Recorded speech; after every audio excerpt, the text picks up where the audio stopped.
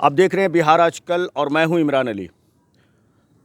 Congress party की भारत जोड़ो यात्रा कन्याकुमारी से कश्मीर तक देश दुनिया में मशहूर हुआ और राहुल गांधी ने इस यात्रा को लेकर कई तरह की चर्चाएं भी हुई। इसी यात्रा के तहत बिहार कांग्रेस कमेटी ने भी एक भारत जोड़ो यात्रा को बिहार में करना चाहा और किया। इसमें कांग्रेस के राष्ट्रीय अध्यक्ष मल्लिकार्जुन खड़गे आए और उन्होंने पटना में हरी झंडी दिखाकर यात्रा की शुरुआत की थी। उसमें बिहार के कई कांग्रेस के दिग्गज नेता उस यात्रा में रहे और उसी में से हमारे साथ बातचीत करने के लिए आज हैं संतोष कुमार जी। संतोष कुमार जी कांग्रेस के वरिष्ठ नेता हैं और औरंगाबाद संसदीय क्षेत्र से ये उम्मीदवार भी रह चुके हैं सांसद के तौर पर, और यहाँ पर जो कांग्रेस की एक्टिविटीज़ है उसमें काफ़ी सक्रिय रहे हैं, गया ज़िला में बल्कि मगध प्रमंडल में। सर, आपका बिहार आजकल में स्वागत है। चलिए, आपको चैनल को भी बहुत बहुत धन्यवाद जो हमारी आवाज़ को आपके चैनल के माध्यम से तमाम लोगों के पास पहुँचेगा, इसलिए आपको भी बहुत बहुत शुक्रिया। सर, ये जो भारत जोड़ो यात्रा है, इसकी बिहार में जो यात्रा हुई तो बिहार में अचानक से उसमें राहुल गांधी भी नहीं रहे, तो बिहार में क्यों निर्णय लिया गया इस यात्रा को लेकर? देखिए, हमारी जो पार्टी है कांग्रेस पार्टी, वह कभी पार्टी को मजबूत करने के लिए नहीं चला है। वह हमेशा देश के प्रति उसका सोच रहा है। यदि देश गुलाम भी था तो वह कभी भी अपने पार्टी को मजबूत करने के लिए लड़ाई नहीं लड़ा, वह देश को आज़ाद करने के लिए लड़ाई लड़ा। जब देश आज़ाद हुआ उसके बावजूद भी वो कांग्रेस अपनी पार्टी को मजबूत करने के लिए कभी प्रयत्न नहीं किया, वह देश को मजबूत करने के लिए प्रयत्न किया। और उसी तरह से 2014 से जो सरकार बनी है, जिसे हम लोग खुले तौर पर सांप्रदायिक सरकार बोलते हैं, सांप्रदायिक पार्टी की सरकार बोलते हैं। चूँकि यह जो सरकार है वह भाजपा का नहीं है, भाजपा सिर्फ मुखौटा है और यह आरएसएस का है, जिसका देश के आज़ादी के पहले भी क्या रोल रहा है वह सब लोग जानते हैं। और यह आरएसएस का जो सरकार रहा है, यह निश्चित रूप से देश को जाति में, धर्म में तोड़ने का, क्षेत्र में भाषा के आधार पर तोड़ने का काम किया। और इसीलिए हमारे जो नेता हैं, और वह नेता हिंदुस्तान ही नहीं बल्कि पूरे विश्व में उतना बड़ा त्यागी नेता राहुल गांधी जैसा कोई नहीं है। लेकिन सर, सत्ता में जो लोग हैं उनका कहना है कि जो भारत तो कभी टूटा ही नहीं है, भारत तो जुटा हुआ है, फिर यहाँ जोड़ने की नए सिरे से क्यों बात आ गई? इमरान साहब, पहले ही मैं बतला दिया कि 2014 से जब से सरकार बनी है, देश का मतलब क्या है? सिर्फ भारत लिख दिया और टूट गया, भारत होता नहीं। देश में तमाम, भारत में जो तमाम लोग हैं, तमाम प्राकृतिक है, तमाम धर्म के लोग हैं, तमाम भाषा के लोग हैं, तमाम क्षेत्र के लोग हैं, इससे मिल करके भारत बना है। तब जब यहाँ भारत में जाति के नाम पर टूट हो रही है, धर्म के नाम पर टूट हो रहा है, क्षेत्रवाद के नाम पर टूट हो रहा है, भाषा के नाम पर टूट हो रहा है, इससे बड़ा टूट और क्या होता। और इसी टूट को जोड़ने के लिए हमारे जो नेता हैं, सर्वोपरि नेता राहुल गांधी जी, उन्होंने सोचा कि देश में विकट परिस्थिति आई है, और जब जब देश में विकट परिस्थिति आई है, चाहे ब्रिटिश का सरकार हो या किसी भी प्रकार का, तो कांग्रेस का फर्ज है, कांग्रेस अपना फर्ज निभाता है कि आगे बढ़ करके और देश की रक्षा करें। आप इस यात्रा में बिहार में कहाँ कहाँ रहे, किन किन जगहों से आपका यात्रा गुजरा और कहाँ कहाँ रहे आप यात्रा में शामिल? देखिए, यह जो यात्रा था तो यह यात्रा हम लोगों को 1200 किलोमीटर का था जी। जो बांका के मंदार पर्वत से होकर करके भागलपुर, खगड़िया, समस्तीपुर, दरभंगा, मधुबनी होते हुए पटना तक हम लोगों का 80% पदयात्रा करीब हो चुका है, और बोधगया में उन्हें समाप्त करना था। लेकिन 5वां चरण का यात्रा इसलिए अभी रुका हुआ है कि तमाम बिहारवासियों का यह आशा है कि हमारा नेता राहुल जी, प्रियंका जी आएँ और उस यात्रा का समापन करें।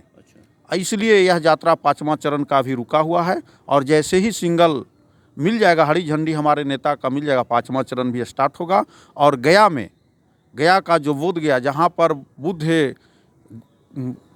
महात्मा बुद्ध जी ने ज्ञान प्राप्त किया था, जिसे पूरे विश्व में शांति का उपदेश देता है, तो इसीलिए यह यात्रा था मंदार पर्वत से शुरू इसलिए किया गया कि वह इतिहास में लोग कहता था कि मंदार पर्वत को ही मथनी मना करके समुद्र से अमृत निकाला गया और वहाँ से हम लोग चल करके और बोध गया तक समाप्त। क्या दिनचर्या होती थी आप जब पद यात्रा में होते थे, तो दिनचर्या क्या होती थी?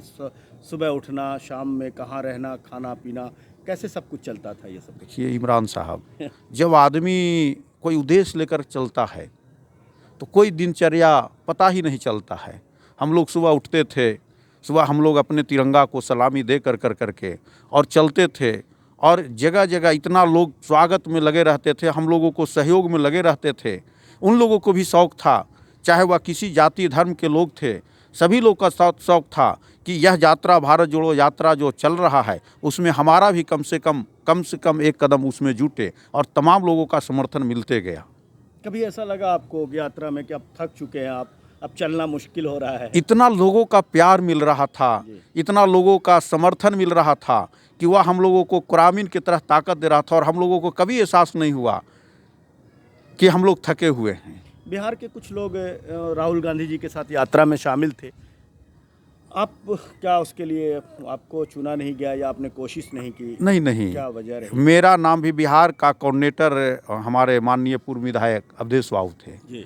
यहाँ से हमारा नाम भी भारत जोड़ो यात्रा में गया था, लेकिन चूंकि वहाँ मात्र 127 लोग रहना था और बिहार से 5 लोगों का ही था, तो उसमें बहुत सा कैटेगरी था उस हिसाब से, और तमाम लोग चाहते थे, हमारे जैसे लाखों कार्यकर्ता चाहते थे कि राहुल गांधी जी के पदयात्रा में कन्याकुमारी से कश्मीर तक हम लोग रहें।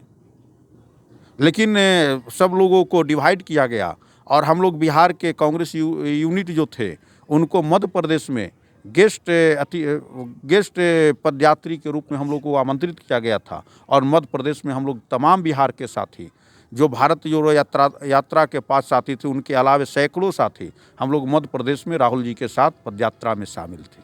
सर, आखिरी सवाल के जो सीबीआई का छापा या ईडी का छापा हो रहा है, ज़्यादातर जो विपक्ष के नेता हैं उनके यहाँ इस तरह से क्या आपको क्या लगता है कि क्या जो लोग सत्ता में हैं या जिनकी सरकार है उनके यहाँ लोग भ्रष्ट नहीं हैं या उन पर कोई आरोप नहीं है? ये एक तरफा छापेमारी जो हो रही है, क्या कहेंगे? इमरान साहब, लड़ाई तो इसी का है ना, पदयात्रा इसी के लिए किया गया ना कि लोग जागरूक हो। सीबीआई क्या, हम लोगों का कहलाम था, कांग्रेस पार्टी के नेता और कांग्रेस पार्टी के तमाम लोगों का यह सोच था कि जब लोकतंत्र बचेगा, लोकतंत्र में संवैधानिक जो तमाम पद हैं, तमाम जो संस्थाएं हैं, उस पर जो कुठाराघात किया जा रहा है, उसका शासन का गलत दबाव दे करके जो उसको यूज किया जा रहा है, लड़ाई इसी का है ना। तो इसी के लिए जागरूक कर, विपक्ष को जबरदस्ती फंसाया भी जा रहा है या क्या लगता है आपको? अब तो हमसे ज़्यादा तो आप लोग जान सकते हैं, आप लोग मीडिया के लोग हैं, इसमें कहने की क्या ज़रूरत है। जो केस बंद हो जा रहा है उसको भी चालू किया जा रहा है समय टू समय। अभी राजस्थान में आंदोलन कर रहे हैं बीजेपी के लोग, कह रहे हैं कि वहाँ की सरकार जो है सो आंदोलन को दबा रही है। अच्छा, एक बात बतलाइए कि जब भाजपा इस तरह का बात बोल रहे हैं कि वहाँ का आंदोलन, किस तरह का आंदोलन वहाँ दबाया जा रहा है, आप समझ रहे होंगे। और जो राजस्थान में जो सरकार, राज्य सरकार हैं, जो आपको छत्तीसगढ़ में राज्य सरकार हैं, जो जनता के लिए काम कर रही है, जो किसान के लिए काम कर रहा है, जो मध्यवर्गीय लोगों के लिए जो सब्सिडी दे रहा है, और जो मजदूरों के बारे में सोच रहा है, वह कहीं पूरे देश के और जहाँ पर गैर कांग्रेस सरकार चल रही है, खास करके भाजपा की सरकार, उसकी तुलना कर लिया जाए। चलिए सर, बहुत बहुत शुक्रिया हमसे बात करने के लिए। चलिए, धन्यवाद इमरान साहब।